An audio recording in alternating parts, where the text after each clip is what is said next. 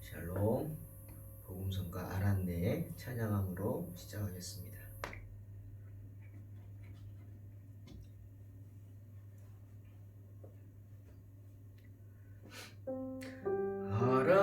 알았네, 나는 알았네. 이젠 더 피하지 않으리.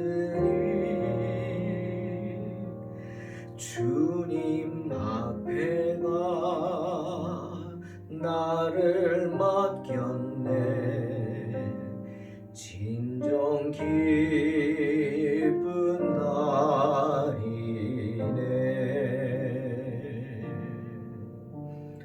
알았네, 나는 알았네. 잿빛 생활에 지쳤음, 세상 쾌락을 찾아봤으나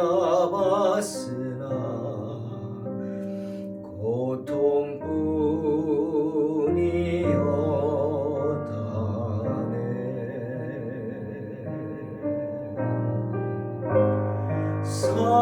삶은 의미 없고 안식 없었네. 그러나 이제는 달라. 새 삶이 내게 임했네. 알았네, 나는 알았네. 이젠 더 피하지 않으리. 주님 앞에가 나를 맡겼네. 진정 기쁜 날이네.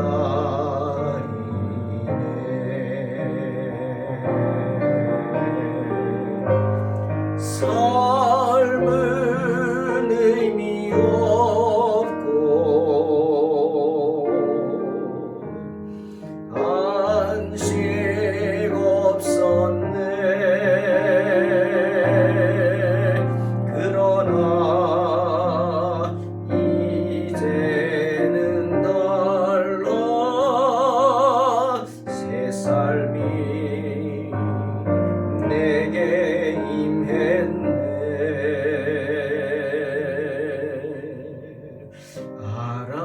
알았네, 나는 알았네. 이젠 더 피하지 않으리. 그가 내게 와 나를 구했네. 진정 기쁜 날이네.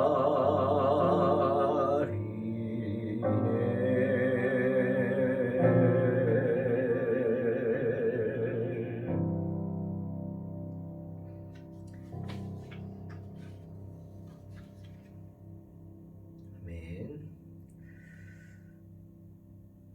창세기 8장 1절로 5절, 오늘 48번째 봅니다. 봉독합니다. 하나님이 노아와 그와 함께 방주에 있는 모든 들짐승과 가축을 기억하사 하나님이 바람을 땅 위에 불게 하심에 물이 줄어들었고 기품의 샘과 하늘의 창문이 닫히고 하늘에서 비가 그침에 물이 땅에서 물러가고 점점 물러가서 150일 후에 줄어들고 일곱째 달 곧 그 달 11의 날에 방주가 아라랏 산에 머물렀으며 물이 점점 줄어들어 열째 달 곧 그 달 초하룻 날에 산들의 봉우리가 보였더라. 아멘. 오늘 본문에서 우리는 노아와 하신 약속을 지키시는 그 하나님의 신실하심을 볼 수 있습니다. 그리고 그 신실하신 하나님께서 행동으로, 하나님의 은혜가 행동으로 나타나는 것을 볼 수 있고, 또 바람을 다스리시고 물을 다스리시는 하나님의 위대한 능력을 봅니다. 홍수가 난 후 노아와 그의 가족들은, 여러분 생각해 보십시오, 방주에 갇혀 지냈습니다. 어떻게 보면 갇힌 거죠. 방주는 캄캄하고, 창이 있다고는 하지만 캄캄하고 냄새나는 그런 커다란 마구간 같은 곳이었죠. 40일간 비가 내리는 동안, 그리고 그 이후에 150일간 이 세상이 물에 잠겨 있는 동안 노아는 방주에 갇히다시피 하면서 하루가 가고 이틀이 가고, 아니 한 달이 가고 두 달이 가고, 방주가 아무리 구원의 방주를 할지라도 실제 그 안에서의 삶은 답답했을 겁니다. 아마 감옥 같은 그런 느낌이 들었을지도 몰라요. 물론 벗어나면 죽죠. 그러니 감사한 일이지만 그 방주 안에서 한 달, 두 달, 세 달 노아는 두려웠죠. 뭐가 두려웠을까요, 여러분? 사람이요, 소망이 없으면 두렵습니다. 비전이 없는 사람은요, 꿈이 없는 사람은 망한다 그러잖아요. 꿈이 없는 백성은 방자에 행한다고? 묵시가 없으면 방자에 행해. 이게 뭡니까? 꿈이 없는 백성은 망한다는 거예요. 비전이 없으니까 내라 모르겠다. 될 대로 되라. 이런 식으로 진행되는 거예요. 노아는 두려웠어요. 주님께서 말씀하지 않는 거예요. 더 이상 방주에 들어간 순간부터 하나님은 노아에게 말씀하지 않으셨어요. 그러니 두렵죠. 하나님은 방주의 문을 닫으셨죠. 그리고 더 이상 말씀하지 않으셨어요. 비가 언제부터 올 것이고, 그리고 언제쯤 물이 빠질 것이고, 비가 그칠 것이고, 너희가 다시 육지에 내리게 될 것이다. 언제까지 비가 오고, 이 말씀 안 하셨어요. 그러니 노아가 얼마나 두려웠겠습니까? 하나님께 내가 잊혀진 존재인가? 여러분, 그게 제일 두렵잖아요. 내가 버림받은 존재일까 봐. 그렇지 않습니까? 여러분, 누군가에게 버림받아 보셨나요? 내가 혹시 버림받은 존재가 아닐까? 두려울 것입니다. 비록 노아가 많은 사람들 가운데 선택되어졌죠. 여호와께 은혜를 입었습니다. 하지만 한 7달 가까이 그 방주에 있는 동안, 그 오랜 기간 동안 아무 말씀을 안 하시니까, 아무 말씀을 안 하니까 얼마나 두려웠겠어요. 하나님이 나를 잊어버리셨구나 생각했을지도 모릅니다. 여러분, 믿음이 좋은 사람들도 때로는 극심한 고난에 빠지면 낙심하지 않습니까? 그게 인생이죠. 더 힘든 건 뭐예요? 그 고난이 있다는 거 우리가 각오하잖아요. 하지만 그 고난의 기간이 길어지면 어떤 생각이 나죠? 하나님이 나를 버리셨나? 여러분, 이런 생각 안 드십니까? 그렇지 않아요. 저는 비록 1년의 기간이었지만 담임 목회 그만두고 동탄에 와서 1년을 목회를 못했죠. 개척한다고 와서 못했죠. 상황이 안 되니까. 이 현실하고 생각은 다르더라고요. 마음만 있고 생각만 있고 열정만 있지 개척을 하려니까 물질이 없는 거죠. 당장 가족들하고 먹고 살 수 있는 방법이 없는 거예요. 참 그렇더라고요. 그렇더라고요. 하나님 앞에서 이게 뭐지? 정말 답답해서 매일 밤 나와서 하늘을 바라보고 기도했죠. 사모가 힘들게 어린이집을 하면서 저는 운전하고, 그리고 저녁에는 학원에 가서 수학 아이들 가르치고, 그것도 긴 기간은 아니었지만, 그리고 1년의 시간이 지나고 마지막에 가서는 정말 다 내려놓고 포기하게 되더라고요. 그 열정, 개척에 대한 그 열정 탁 버리고 던지고 왔을 때 그 포부 다 없어요. 이제는. 제일 그때 두려웠던 게 그거예요. 지금 노아가 느꼈던 그 마음. 저는 조금은 알 것 같습니다. 하나님이 날 버리셨나? 그래, 나는 이제 자격이 없나 보다. 나는 이제 목회 못하나 보다. 근데 이 나이에 내가 다시 뭘 찾지? 직장도 그만두고 나왔는데 다시 갈 수도 없는 거고 어떻게 하지? 막 별 생각이 다 나는 거죠. 그렇게 다 포기하고 다 정말 낙심이 돼서 어쩔 줄 모를 때 그때 하나님이 쓰시더라고요. 참 그 마음 지금도 기억이 납니다. 아마 노아는 더 했겠죠. 노아는 더 했을 것입니다. 하나님 날 버리셨구나. 여러분 다윗도 그랬어요. 10편 13편 1절을 보니까 여호와여 어느 때까지니까 나를 영원히 잊으시나이까? 주의 얼굴을 나에게서 어느 때까지 숨기시겠나이까? 부르짖으며 탄식합니다. 예? 왜? 주님이 응답하지 않으시거든요. 여러분 그렇다고 해서 하나님이 다윗을 버리신 건가요? 아니잖아요. 그 순간에도 하나님은 다윗을 양육하고 있었어요. 믿음의 훈련을 하고 있었어요. 그 고난을 통해서 다윗은 성장하고 있었던 거죠. 고난을 통해서 하나님이 다윗을 성장시키고 계셨던 겁니다. 아직 때가 아니기에 다윗으로 하여금 인내함으로 인내를 배우게 하고 그때를 기다리게 하신 거죠. 우리 잘 알죠. 하지만 당해보십시오. 길어질수록 고통스럽습니다. 힘들죠. 심지어 사무엘상 21장 13절 보니까 다윗이 당시 이스라엘 백성들이 뭐라 그랬어요?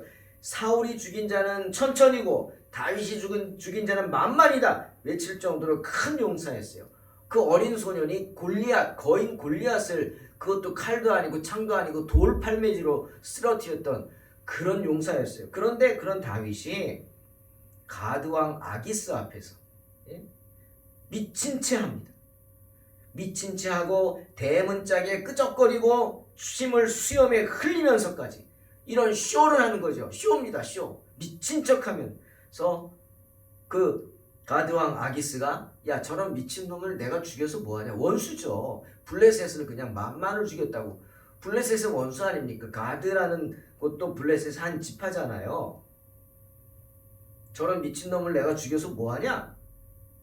입에 거품을 물고 막 대문에다 몸을 막 비비고 뭐 침을 막 흘리고 그런 쇼를 하면서까지 살아남았습니다. 그 고비를 넘긴 거죠. 왜입니까? 두려웠기 때문이죠. 하나님이 나를 버렸다고 생각하고 내 방법이 없으니까 내가 살려면 어떻게 합니까? 두렵잖아요. 이런 미친 짓을 해서라도 내가 살아야겠다 이거죠. 다윗도 그랬습니다.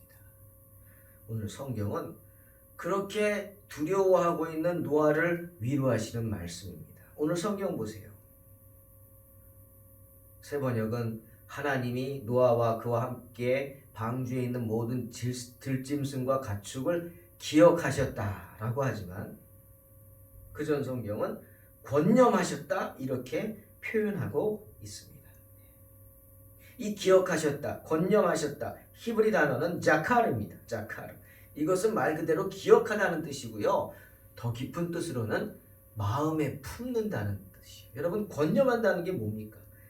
마음에 품는다는 거죠. 단순히 기억한 거 아니에요. 마음에 품었어요.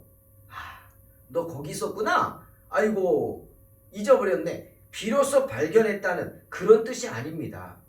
의도적으로 깊은 곳에 숨겨놨어요. 노아를 그 방주 깊숙이 그 방주 안에 놔뒀던 거죠. 기억하고 있는 거예요. 권념하니까. 그 때를 기다리신 거죠. 항상 생각한다는 겁니다.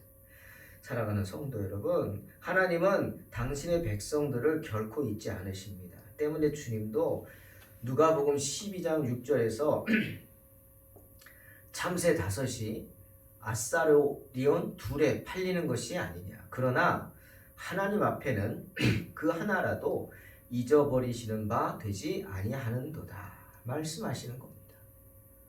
또 이사야 49장 15절 16절엔 뭐라 그러셨어요? 이렇게 말씀하세요. 여인의 비유에서 여인이 어찌 그 젖 먹는 자식을 잊겠으며 자기 태에서 난 아들을 긍휼히 여기지 않겠느냐? 그들은 혹시 잊을지라도 나는 너를 잊지 아니할 것이라. 내가 너를 내 손바닥에 새겼고 너의 성벽이 항상 내 앞에 있다. 무슨 말이에요?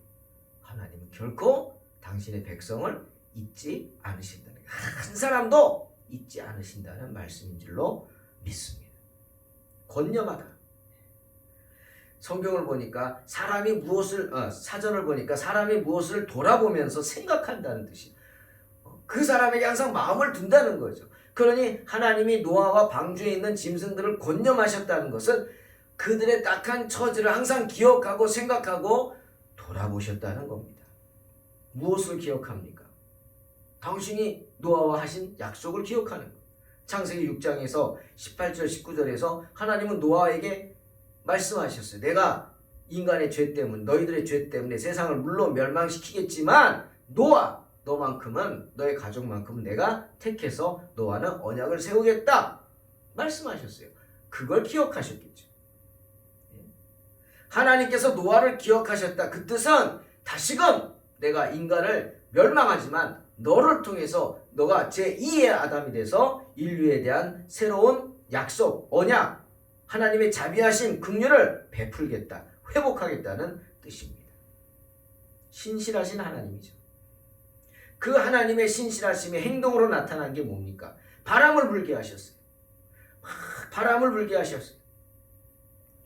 그래서 물이 쭈들들게 하십니다. 바람으로 마르는 거죠. 그리고 하나님이 어떻게 하셨어요? 여러분 홍해바다 기억하시죠? 홍해바다 가르실 때 출애굽기 14장 21절 보니까 모세가 바다 위로 손을 내밀매 여호와께서 큰 동풍이 밤새도록 바닷물을 물러가게 하시니 물이 갈라져 바다가 마른 땅이 된지라 말씀하셨어요. 바람으로 가르신 거예요. 그러나 이때는 바람으로 물을 마르게 하신 게 아니라 가르신 겁니다. 왜? 성경 보시면 바람 때문에 홍해 바다 좌우에 커다란 물벽이 생겼다 그랬어요. 밀은 거죠. 밀었어 바람으로. 그런데 오늘은요, 마르게 하시고 역시 미셨어요. 그 물들을 바람으로 다 그 온 세상을 덮은 물을 막 몰아가셨어요. 몰아가셔서 이게 어디로 갔어요? 지금 땅끝으로 갔어요. 여러분 남극과 북극이 빙하인 거 아시죠? 예? 남극은 대륙인데 그 땅 위가 온통 빙하입니다. 엄청나게 많은 빙하. 북극은 바다인데 바다 한가운데 엄청난 빙하가 있죠. 빙하는 바닷물 아닙니다. 민물입니다. 많은 사람이 그러죠. 그때 노아의 홍수 때 그 물이 하나님이 바람으로 다 끝으로 물고 가셔서 다 얼려가지고 빙하가 되게 하셨다. 그러니 그 빙하가 다 녹으면 이 땅은 또 어떻게? 잠기는 거예요. 그런데 여러분 걱정하지 마십시오. 하나님이 약속하셨어요. 내가 다시는 물로써 세상을 멸망치 않게 하리라. 그리고 무지개를 보여주신 거예요. 세상의 멸망은 물이 아니라 그 다음 뭐라 그랬어요? 불입니다. 불로써 멸망한다고 성경에 나와 있죠. 바람을 불게 하시고 비를 멈추시는 하나님의 위대한 능력을 우리는 본문에서 봅니다. 하지만 여러분 이게 단번에 된 게 아니더라고요. 그냥 한 번에 바람이 샥 불어가지고 한 번에 된 게 아니에요. 성경 보시면 시간이 필요했어요. 물이 빠지는데 150일이라는 기간이 필요했어요. 물이 150일 동안 이 물이 세상을 다 물로 담궜죠. 예? 물이 가득했죠. 그 물이 빠지고 몰아가는 시간이 150일 동안이나 필요했다는 거죠. 여러분 하나님의 능력이 없어서 그러셨을까요? 그런 생각은 아니시죠? 예. 하나님은 시험하신 거죠. 한 번 더. 노아와 그의 가족들의 인내를 시험하는 거예요. 여러분, 방주를 누가 몰았습니까? 노아가 몰았나요? 야, 어디로 갈까? 이 세상에서 제일 높은 산이 어디냐? 아라랏산이 높지. 우리 아라랏산 쪽으로 배를 돌려라! 몰아라! 아니죠. 노아는 아무것도 할 수 없었어요. 속에 갇혀서 그냥 짐승들 먹이나 주고 있었지 아무것도 할 게 없었죠. 배를 몰아가신 이는 누구세요? 하나님이시죠.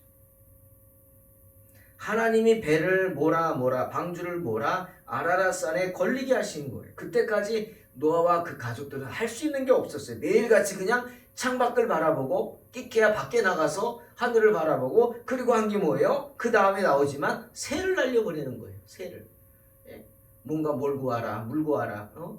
뭐가 물고 온다는 것은 어디 앉아있을 때가 있다는 거 아니에요. 그러면 물이 빠진다는 거죠.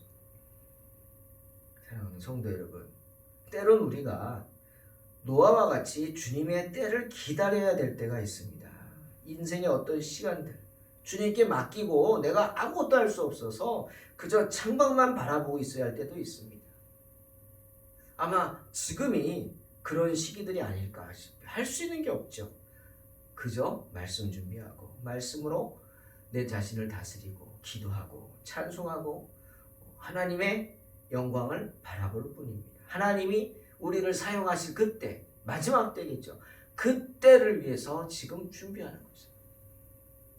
그런 생각이 갑자기 났어요. 여러분, 엘리야가 극심한 가뭄 가운데 하나님의 엘리야를 죽지 않게 그리시네가로 데려가셔서 거기서 먹이고 마시게 하셨어요.